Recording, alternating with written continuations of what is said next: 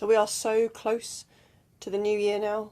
And it's very exciting. I don't know if you find this exciting too, but I find going into the new year very exciting. It's like the slate has been wiped clean and everything that you did last year that you'd rather just forget can go into the past.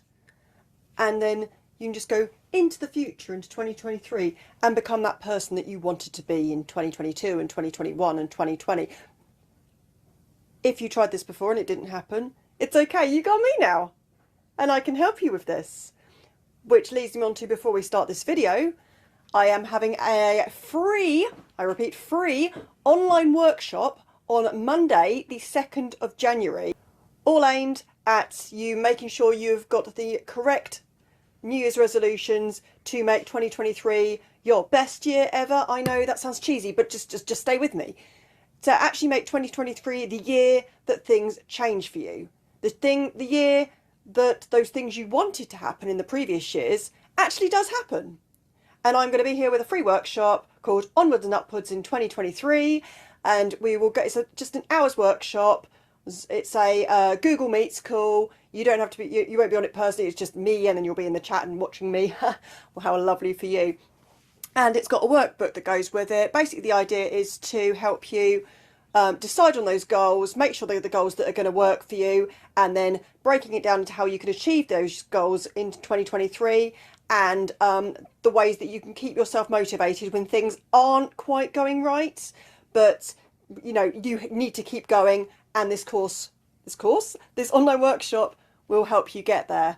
I'll also be repeating the workshop every Friday for the foreseeable future, because I think it's quite good to just have something you can just tap into every so often.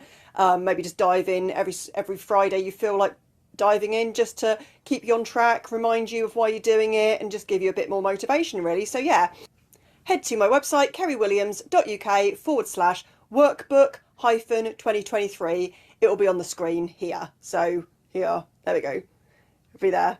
So head over to there and sign up. It should be really good fun. It's going to be 7 p.m. UK time and 2 p.m. Eastern, which I think works out to be about, it's either 11 or 10 Pacific. I'm not really sure. And then on the other side of the world, hopefully you can still tune in. It will be obviously in the morning on the next day. So morning on Tuesday the 3rd of January. Hopefully you haven't gone back to work then, or you've got a little time, you can join me on that. So yeah, should be good fun. I'm excited and nervous, but I'm really looking forward to meeting some new people on there and helping you go after those goals and go after that life you want in 2023. So yeah, come sign up for that. Anyway, welcome to Dreamer Setters and Go-Getters. For those of you that don't know me already, my name is Kerry Williams. I am a life purpose and mindset coach. As you can tell from the accent, from the UK. I'm down in the southwest. It's lush sometimes. It's a bit dark and dreary at the moment, but you know, we're kind of known for that. In this week's video are 6 things that are holding you back from achieving your goals, which I think is quite appropriate, as obviously we're all going to be starting some nice new goals, or you know, revamping those goals from before in just over a week's time. So just under a week's time, actually. This is the 28th, this is going out, so yeah. So number 1, a lack of self-confidence. Now, this is something I think a huge quantity of us have. Not only that, but we're kind of encouraged to have a lack of self-confidence. If you are seen as being too confident, you are seen as arrogant or big-headed. But this is where the mistake lies. And this is where, you know, media, generally sort of the powers that be, are really doing us a disservice here, because that's the only area. But are doing us a disservice. If you're not confident, you're not going to achieve those goals. So people think you're cocky or big-headed. There are 2 different types of confidence. There is the confidence because you are actually good at something and because you can actually believe you can achieve something. And then there is arrogance and cockiness, which is where you think you are so much better than everybody else and everybody else sucks, which is just not true. That is the difference between confidence and arrogance. And I think we've really got to start working on making sure that we actually have confidence. There is nothing wrong with having confidence. You're not here for very long. None of us are here for very long. I cover this quite a lot. And we're now 1 in 8 billion, over 8 billion people. What's the harm in bigging yourself up? All it means is this short life, you're having is actually going to be amazing. You're not just going to be sat on the fence worrying about, oh no, is this person going to think I'm big-headed? Is this person going to think I'm cocky? If they do, well, I don't know what that noise was. If they do, so be it. It's because their confidence is low. And if their confidence is low, quite frankly, that's their problem if they're not going to go and get some help in achieving it. You are here, so hopefully that's what you're doing. You're going in the right direction to helping you boost your confidence. But if you're in a world, if you're in a country or living somewhere where you are able to sit and watch a YouTube video or a short form video, so, you know, the TikTok Reels, Facebook stories, even YouTube Shorts, you're in a position where the world is your oyster and you have the internet. And with the internet, you can achieve anything. All you have to do is just put yourself out there and go for it. So people think you look stupid. So you feel a bit uncomfortable. Getting outside of your comfort zone, boosting your confidence, is so hugely, hugely important. I can give you a direct example of how I've done this over just over the last 18 months, I would say. Like most people, I was scared of public speaking, getting up in front of a crowd and speaking. Back in October 2021, I lost my maternal grandfather, my mum's dad, who I was quite close to. I was his oldest grandchild, so obviously, you know, I was the one he was probably closest to. And when it came down to it, my mum, my nan, my aunt and uncle, even like my dad and my other uncle, my aunt's husband, none of them wanted to read the eulogy. But I just thought to myself, well, number one, I'm the eldest grandchild, so I probably should. But secondly, I thought, well, what harm is this going to do? If I just get up there and read it confidently, read it from the heart, because it's all going to be from the heart, because I loved the man that died, then, you know, I'm stepping out of my comfort zone. And not only am I doing, you know, I'm being helpful to my family there, but I'm pushing myself to do something that I know I'm going to have to do, because, you know, what you're watching now, and hopefully standing up in front of crowds of people and doing the same sort of thing, is what I want to do with my life. And I was never going to be able to do that if I didn't just bite the bullet and go for it. So I did. I didn't write the eulogy. I'm not very good at writing things like that. But the rest of the family put that together. And I stood up in front of a church and on camera because there was a feed going over to the other side of the world, New Zealand. I have family over there. My uncle, my mum's brother and his family all live over there. And they couldn't, because of COVID restrictions, they couldn't come over to the UK for it.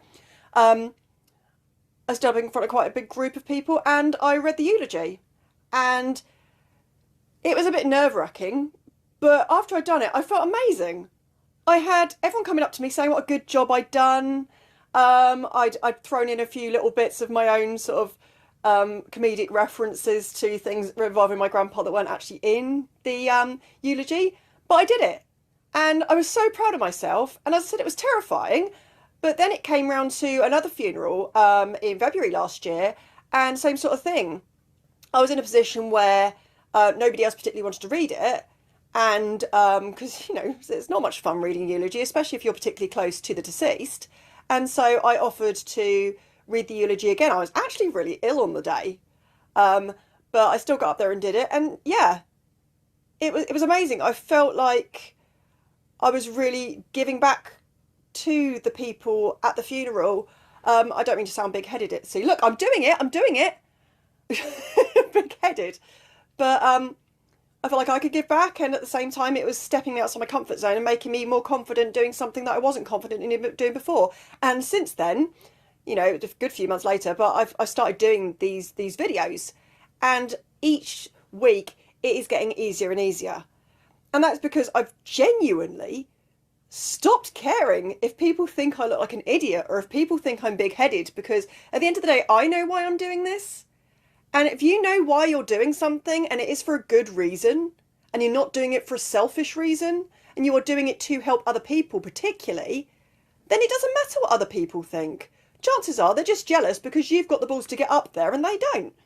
So, lack of self-confidence. Sorry, as always, I went off on a major tangent there.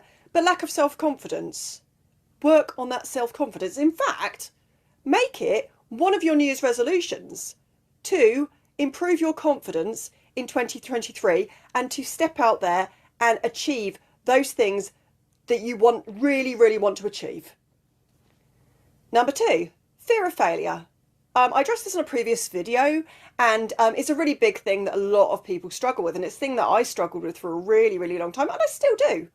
You know, I don't think you ever completely get over any of these things, but it's a matter of sort of pushing it to the side and pushing through it. It's like the whole wall. You can't get over it, you can't get under it, so you just got to push through it. And it's the same with fear of failure. And as I said in a previous video, the only way that you are guaranteed to fail is if you do not try. If you don't try, you're definitely not going to succeed. So what you've got to look at is you could go, right, I really want to achieve something. Now, I can either sit back, not do it, definitely not achieve that, and I'll be in exact same position I'm in now. Or, second option, you can try it and not succeed at it, but you're only just back where you are now anyway, so you haven't really lost anything, have you? And then the third one, you can try it and you can succeed, you can achieve that goal, and you can feel amazing, and you've achieved what you want to achieve, and then you have all the wonderful things that come from achieving that goal. So really, that's what you've got to look at with fear of failure. Just go, do you know what? Screw it. I'm just going to go for it anyway. And it's terrifying, but once you get past that fear, the amazing way it feels after that, it's worth going through the fear. I know, I think it's in one of the Hunger Games films where the guy says the fear is not the biggest motivator, hope is, or something along those lines. Donald Sutherland's character says it in the Hunger Games. I think it's in Catching Fire. I don't know, irrelevant. But the fact of the matter is, I know that we all try and avoid doing things because we try to avoid feeling pain more. We'd rather not feel pain than the chance of feeling pleasure about something. But in this case, the feeling of not actually going for it in the first place, I can assure you that feeling of regret for not trying something is way worse. Well, of course it's way worse, but what I'm trying to say is the feeling of succeeding honestly just kicks the arse of the feeling of not trying something in the first place. It's so worth just going for it. So please, just do it. Number 3, negative self-talk. Now, I was discussing this, I think, with my husband earlier, actually, but the way that we talk to ourselves sometimes, we would not speak that way to complete strangers. Now, we ignore comments feeds on the internet where, for some reason, people just say horrible things for absolutely no reason. But that aside, in person, you know, where somebody may actually punch you in the face, because that's not going to happen on the internet, and for some reason people are aware of that and just go for it. But anyway, if you are in person, you would not say to a person you've just met or someone you don't know the things that you say to yourself, the negative things that you say to yourself. You are the only person that you're going to be with for your entire life. Now that sounds obvious, but at the same point, really think about that. Every single other person in your life could go. Let's not go into details actually. Yeah, they could go. They could leave your life. But you're guaranteed. If you die, you die. This sounds ridiculous. But why treat yourself like that? Would you really stay in a relationship with a person that speaks to you like utter crap all the time? Would you want to be around that person? Because I sure as hell wouldn't. I'd get out of Dodge. I think I have. In fact, in the past I have got out of Dodge. Because I'm not dealing with that. And we've got to start treating ourselves like the most important person. Not to the point where we make other people miserable and we're selfish, no. But give yourself some self-compassion, please. Look after yourself, because you are the only you that you ever have. And you're going to be there until the end. And it's best to be with somebody that is being nice to you and that you are being nice to you and you genuinely love than it is to somebody that you're constantly going to be horrible to. So in order to achieve your goals, stop giving yourself the negative self-talk. You're useless. You can't do that. Oh, somebody else will do that better than you. Why are you doing this? Which will lead me on to another point later on. But negative self-talk, let's get rid of it. On that note, shameless plug, my Mindset Reset Toolkit is still free for the months of December and January. And in that, there is an entire section about overcoming your negative self-talk. It will give you different reasons for why you get the different types of negative self-talk you give yourself, but then the ways that you can get around that and the different things you can say to yourself to reframe your thoughts, your automatic thoughts, to get around that. So head over to kerrywilliams.uk/freebies, and on the main page there is the free offer for my Mindset Reset Toolkit amongst some other freebies on that page too. So head over there. It's great. All you have to do is just sign up and you get it. It's straightforward as that. Number 4, procrastination. Again, this is one that I really struggle with even now. I even have my own toolkit that I sell, the Procrastination Domination Toolkit, which is amazing. And all the things that I have put into there are things that I have learned. And as much as I still procrastinate occasionally, I am nowhere near the level that I used to. My procrastination, honestly, this business, I think I was actually starting to think about doing in around maybe 2018, 2019, definitely 2020, which was quite a good year to start a little business like this. But still, I had lockdown. Everyone had lockdown. I had lockdown in 2020 when I was getting paid furlough. And so I was still making money, but I was still, you know, from my job, but I was at home and I wasn't actually doing any work because they wouldn't let me do remote working. And also in the industry I was in, there wasn't really a lot of work to do if people were furloughed. So I was at home the entire time. I did some online courses, I got some qualifications, I got my diplomas that I now have, which is great and they're really, really helpful, but I could have launched this business then. I could have actually been doing a lot more now if I'd started that business then. And yet for some reason, I procrastinated because I am a habitual procrastinator and it's mainly self-sabotage. I self-sabotage myself. The next video we're doing is imposter syndrome. The next video I'm doing is on imposter syndrome, which will lead on to the self-sabotage thing, but that's the next video coming up next week. But yeah, procrastination, I would put things off and off and off, and then I started really working on what it was that causes procrastination, ways around it, and I also created the Procrastination Domination Toolkit. Again, kerrywilliams.uk/courses, and you'll get there for purchase that if you want to. It's a really, really great course with a load of little freebies and things that go alongside it, so that's a good one. Head over there.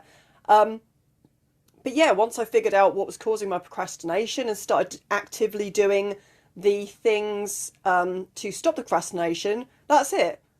I launched essentially Guide to Your Glow, which is what I called this before. But then went on to the business as I have it now, Kerry Williams, and I've been consistent ever since. I've just gone for it. And that's because the procrastination was actually just an excuse to not do something because I was scared of failing. See other things in this video. But yeah, it really, really sabotages you. It really causes you a problem, procrastination. But once you get past that, it's amazing. So yeah, procrastination is definitely a thing that will stop you from achieving your goals. So I urge you to head over to my blog, read my blogs on the topic, or as I said, go and get the Procrastination Domination Toolkit, and just work on that. Because once you've figured out, you've actually identified that you're procrastinating a lot of the time, then you can actually target it and sort it all out. So yeah, go for it. Number 5, perfectionism. Oh my God.